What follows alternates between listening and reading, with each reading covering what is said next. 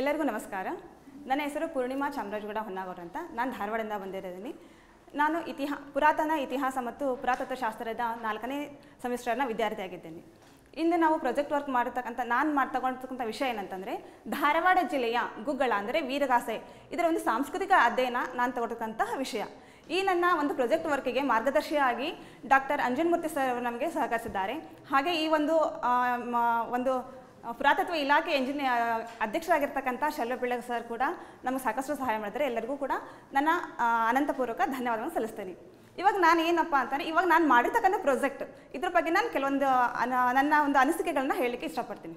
First of all, ನಾನು ಈ ಸಬ್ಜೆಕ್ಟನ್ನು ಯಾಕಪ್ಪ ತಗೊಂಡೆ ಅಂತಂದರೆ, ನನ್ನ ಸಬ್ಜೆಕ್ಟ್ ಬಂದುಬಿಟ್ಟು ಧಾರವಾಡದ ಗುಗ್ಗಳದ ವೀರಗಾಸೆ ಪರಂಪರೆ ಅಂತದ್ದು ಒಂದು ಜನಪದ ಒಂದು ಲೋಕಕ್ಕೆ ಸೇರ್ತಕ್ಕಂಥದ್ದು. ಯಾಕಪ್ಪ ಈ ಸಬ್ಜೆಕ್ಟ್ ಆಯ್ಕೆ ಮಾಡಿಕೊಂಡೆ ಅಂತಂದರೆ, ಇದು ನನ್ನ ಒಂದು ಫೇವ್ರೇಟ್ ಸಬ್ಜೆಕ್ಟು. ಇಂದಿನ ಮಾಹಿತಿ ತಂತ್ರಜ್ಞಾನದ ಕಾಲದಲ್ಲಿ ನಮ್ಮ ಜನಪದ ಕಲೆಗಳು ಕುಗ್ಗಿ ಹೋಗ್ತಾ ಇದ್ದಾವೆ. ನಮ್ಮ ಮುಂದಿನ ಪೀಳಿಗೆಗೆ ನಾವು ಇದ್ರ ಬಗ್ಗೆ ಏನಾದರೂ ಒಂದು ಸ್ವಲ್ಪ ಕೊಡಬೇಕಲ್ಲ ಮಾಹಿತಿನ. ಈಗ ನಮ್ಮ ತಾತ ಮುತ್ತಂದ್ರೆಲ್ಲ ಬೆಳೆಸ್ಕೊಂಬಿರ್ತಕ್ಕ ಸಂಪ್ರದಾಯನ ನಾವಿವಾಗ ಕಲಿತಾ ಇದ್ದೀವಿ. ಮುಂದಿನ ಪೀಳಿಗೆಗೆ ಅದ್ರ ಬಗ್ಗೆ ಗೊತ್ತಾಗಲಿ ಅನ್ನೋ ಒಂದು ಉದ್ದೇಶದಿಂದ ನಾನೇನು ಮಾಡಿದ್ದೀನಿ ಅಂದರೆ, ಈ ಒಂದು ಸಬ್ಜೆಕ್ಟನ್ನು ಆಯ್ಕೆ ಮಾಡ್ಕೊಂಡಿದ್ದೀನಿ.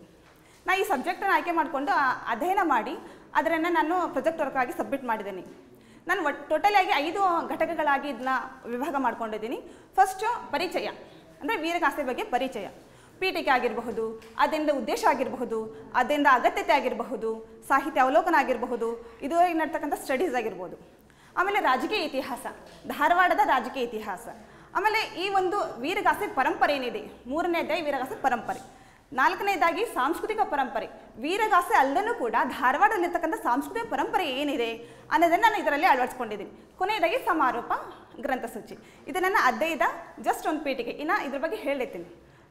ಫಸ್ಟ್, ಗುಗ್ಗಳ ಅಂದ್ರೇನು, ಗುಗ್ಗಳ ಯಾರು ಮಾಡ್ತಾರೆ, ಯಾಕೆ ಮಾಡ್ತಾರೆ ಅನ್ನೋದನ್ನು. ಗುಗ್ಗಳ ಅಂದರೆ ಇಲ್ಲಿ ಈ ಕಡೆ ಎಲ್ಲ ವೀರಗಾಸೆ ಅಂತ ಕರಿತೀವಿ, ನಮ್ಮ ಉತ್ತರ ಕರ್ನಾಟಕ ಭಾಗದಲ್ಲಿ ನಾವು ಗುಗ್ಗಳ ಅಂತ ಕರಿತೀವಿ. ವೀರಭದ್ರ ದೇವರನ್ನು ಯಾರು ಮನೆಯ ಆರಾಧಕರಾಗಿ ಪೂಜಿಸುತ್ತಾರೋ ಅವರು ತಮ್ಮ ಮನೆಯ ಹಿರಿಯ ಮಗನ ಮದುವೆ ಸಮಯದಲ್ಲಿ, ಗೃಹ ಪ್ರವೇಶದಲ್ಲಿ, ಹಬ್ಬ ಹರಿದಿನಗಳಲ್ಲಿ, ಜಾತ್ರಾ ಮಹೋತ್ಸವಗಳಲ್ಲಿ ಈ ಒಂದು ಗುಗ್ಗಳ ಕಾರ್ಯಕ್ರಮವನ್ನು ಏರ್ಪಡಿಸ್ತಾರೆ. ವೀರಗಾಸೆ ಅಂತಕ್ಕಂಥ ಹೆಸರು ಹೇಳ್ತೈತೆ. ವೀರ ಅಂದರೆ ಶೂರ, ಗಾಸೆ ಅಂತಂದ್ರೆ ಅದೇ ತೋರ್ಪಡಿಸ್ತಕ್ಕಂಥದ್ದು.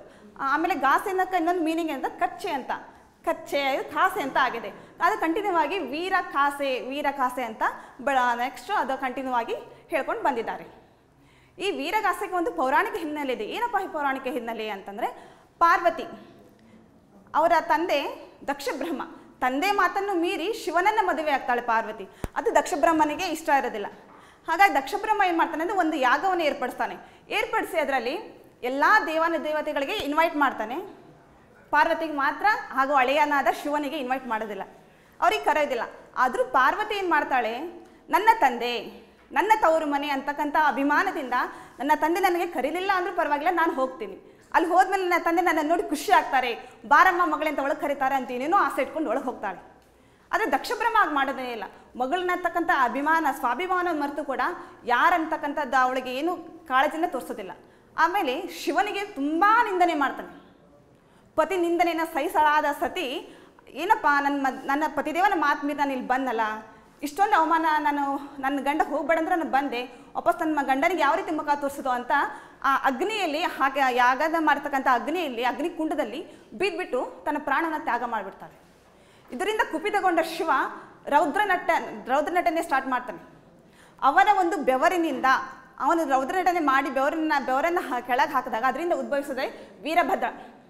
ಹೆಸರು ಹೇಳ್ತಾ ವೀರಭದ್ರ ಅಂತಂದರೆ ಅವನು ತುಂಬ ಸ್ಟ್ರಾಂಗ್, ಕಣ್ಣು ಕೆಂಪಗೆ, ರೌದ್ರಾವತಾರ. ಅವನೇನು ಮಾಡ್ತಾನೆ, ಬಂದು ದಕ್ಷಬ್ರಹ್ಮನ ಯಾಗವನ್ನು ಸಂಹಾರ ಮಾಡಿ ದಕ್ಷಬ್ರಹ್ಮನ ತಲೆಯನ್ನು ಕಡಿದ್ಬಿಡ್ತಾನೆ.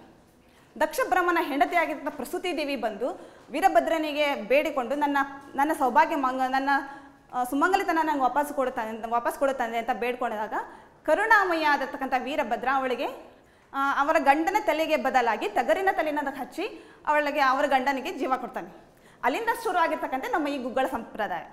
ನಾವು ಗುಗ್ಗಳವನ್ನು ಸ್ಟಾರ್ಟ್ ಮಾಡಬೇಕಾದ್ರೆ ಅವರಿಗೆ ಗುಗ್ಗಳದಲ್ಲಿ ಭಾಗವಹಿಸ್ತಕ್ಕಂಥವ್ರಿಗೆ ಪುರವಂತರು ಅಂತ ಕರೀತಾರೆ. ಪುರವಂತರು ಏನು ಒಡಪುಗಳನ್ನು ಹೇಳ್ತಾ ಗುಗ್ಗಳವನ್ನು ಸ್ಟಾರ್ಟ್ ಮಾಡ್ತಾರೆ. ಈ ಗುಗ್ಗಳ ಅಂತಕ್ಕಂಥದ್ದು ಕೇವಲ ಧಾರ್ಮಿಕ ಸಂಪ್ರದಾಯಕ್ಕೆ ಅಷ್ಟೇ ಸೀಮಿತವಾಗಿಲ್ಲ. ಇದು ಸಾಮಾಜಿಕವಾಗಿ, ಆರ್ಥಿಕವಾಗಿ, ರಾಜಕೀಯವಾಗಿ ಎಲ್ಲ ಪರಂಪರೆಯನ್ನು ತಿಳಿಸ್ತಕ್ಕಂಥ ಒಂದು ಕಲೆಯಾಗಿದೆ. ಯಾವ ರೀತಿ ಈಗ ನಾನು ಧಾರವಾಡ ಜಿಲ್ಲೆ ಪರಂಪರೆ ಧಾರವಾಡ ಜಿಲ್ಲೆ ಸಂಬಂಧಪಟ್ಟ ಗುಗ್ಗಳ ಪರಂಪರೆ ತೊಗೊಂಡಿದ್ದೀನಿ. ಇದರ ಬಗ್ಗೆ ನಾವು ಮಾಡಬೇಕಾದ್ರೆ ಫಸ್ಟ್ ನಾವು ಇತಿಹಾಸಕ್ಕೆ ಬರ್ತೇವೆ. ಯಾವುದೇ ಸಬ್ಜೆಕ್ಟನ್ನು ನಾವು ತೊಗೊಳ್ಳಿ ಫಸ್ಟ್ ಬರ್ತಕ್ಕಂಥದ್ರ ಹಿನ್ನೆಲೆ ಏನಪ್ಪ ಅದು ಇತಿಹಾಸದ ಹಿನ್ನೆಲೆ. ನಮ್ಮ ಧಾರವಾಡದಲ್ಲಿ ಯಾವಾಗಪ್ಪ ಇದು ಗುಗ್ಗಳ ಸ್ಟಾರ್ಟ್ ಆಯಿತು? ಪ್ರಾಚೀನ ಇತಿಹಾಸ ಅಂದರೆ ಬಾದಾಮಿ ಚಾಲುಕ್ಯರ ಕಾಲದಲ್ಲಿ 6ರಿಂದ 8ನೇ ಶತಮಾನ ಅಲ್ಲಿಂದನೇ ನಮ್ಮ ಈ ಗುಗ್ಗಳ ಪರಂಪರೆ ಬೆಳೆದು ಬಂದಿದೆ. ಅಲ್ಲಿನ ಮಧ್ಯಯುಗದ ಧಾರವಾಡ ಆಗಿರ್ಬೋದು, ಬ್ರಿಟಿಷರ ಆಳ್ವಿಕೆ ಧಾರವಾಡ ಆಗಿರ್ಬೋದು, ಆಮೇಲೆ ಸ್ವತಂತ್ರ ನಂತರದ ಆಳ್ವಿಕೆ ಆಗಿರ್ಬೋದು, ಈ ರೀತಿಯಾಗಿ ನಮ್ಮ ಗುಗ್ಗಳ ಪರಂಪರೆ ಮೂಡಿ ಬಂದಿದೆ. ಇದು ರಾಜಕೀಯವಾಗಿ ಆಯಿತು. ಹಾಗಿದ್ರೆ ಆ ಭೌಗೋಳಿಕ ಈಗ ನಮ್ಮ ಧಾರವಾಡದ ಭೌಗೋಳಿಕ ಹಿನ್ನೆಲೆ ಏನಪ್ಪ ಅಂತಂದರೆ, ನಮ್ಮ ಧಾರವಾಡ ಉತ್ತರ ಕರ್ನಾಟಕದ ಒಂದು ಭಾಗ. ನಮ್ಮ ಧಾರವಾಡ ಜಿಲ್ಲೆಯ ಉತ್ತರಕ್ಕೆ ಬೆಳಗಾಂ ಜಿಲ್ಲೆ, ದಕ್ಷಿಣಕ್ಕೆ ಬಳ್ಳಾರಿ, ಪೂರ್ವಕ್ಕೆ ಹಾವೇರಿ, ಪಶ್ಚಿಮಕ್ಕೆ ಉತ್ತರ ಕನ್ನಡ, ಈ ರೀತಿಯಾದ ಜಿಲ್ಲೆಗಳು ಬರ್ತವೆ. ಅಂದರೆ ಧಾರವಾಡದ ವ್ಯಾಪ್ತಿ ನೋಡಬೇಕಾದ್ರೆ 4756 ಚದುರ ಕಿಲೋಮೀಟರ್ ವ್ಯಾಪ್ತಿಯನ್ನು ಹೊಂದಿದೆ. ಇದರಲ್ಲಿರ್ತಕ್ಕಂಥ ವಾರ್ಷಿಕ ಸರಾಸರಿ ಮಳೆ ಅಂತಂದರೆ 700ರಿಂದ 800 ಮಿಲಿಮೀಟರ್ ಮಳೆಯನ್ನು ಪಡ್ಕೋತದೆ. ನಮ್ಮ ಒಂದು ಧಾರವಾಡ ಬಯಲು ಸೀಮೆ ಹಾಗೂ ಮಲೆನಾಡು ಈ ಎರಡೂ ಪ್ರದೇಶಗಳ ಮಧ್ಯದಲ್ಲಿ ಬರ್ತೈತೆ ನಮ್ಮ ಧಾರವಾಡ.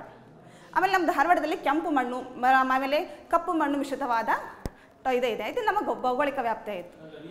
ಚಾಲುಕ್ಯರ ಕಾಲದಲ್ಲಿ ದಾಖಲೆ ಅಂತಂದು ಸರ್ ಇತಿಹಾಸದಲ್ಲಿ ನೋಡಬೇಕಾದ್ರೆ ಸರ್ ಅಲ್ಲಿ ನಮ್ಮ ಕೆಲವೊಂದಿಷ್ಟು ಅಧ್ಯಯನಗಳು ಸಿಗ್ತಾವೆ ಸರ್.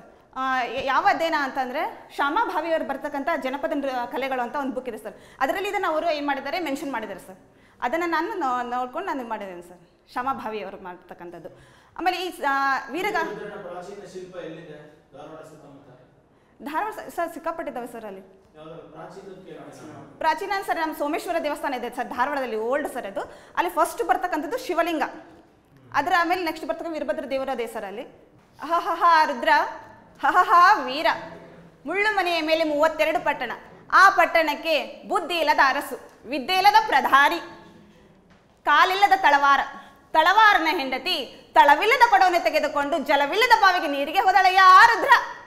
ಆ ಜಲವಿಲ್ಲದ ಬಾವಿಯ ಮೇಲೆ ಬೇರಿಲ್ಲದ ಬೇವಿನ ಮರ ಹುಟ್ಟಿತ್ತಯ್ಯ, ಆ ಬೇವಿನ ಮರದ ಮೇಲೆ ತುಂಬಿಲ್ಲದ ಹಣ್ಣಾಯಿತಯ್ಯ, ಆ ಹಣ್ಣನ್ನು ರೆಕ್ಕೆ ಇಲ್ಲದ ಪಕ್ಷಿ ತಿನ್ನಲು ಬಂತಯ್ಯ, ಆ ಪಕ್ಷಿಯನ್ನು ಕಣ್ಣಿಲ್ಲವನು ನೋಡಿದನಯ್ಯ, ಕಣ್ಣಿಲ್ಲದವನು ಕಿವಿಯಿಲ್ಲವನಿಗೆ ಹೇಳಿದನಯ್ಯ, ಕಿವಿ ಇಲ್ಲದವನು ತುದಿ ಇಲ್ಲದ ಬಾಣದಿಂದ ಬಿಟ್ಟನಯ್ಯ, ಆ ಪಕ್ಷಿಗೆ ಬಿತ್ತೋ ಇಲ್ಲವೋ ಗೊತ್ತಿರೋದಿಲ್ಲ, ನಮ್ಮ ಅಂಬಿಗರ ಚೌಡಯ್ಯ ಕಡೆ ಕಡೆ ಕಡೆ ಕಡೆ ಕಡೆ ಕಡೆ.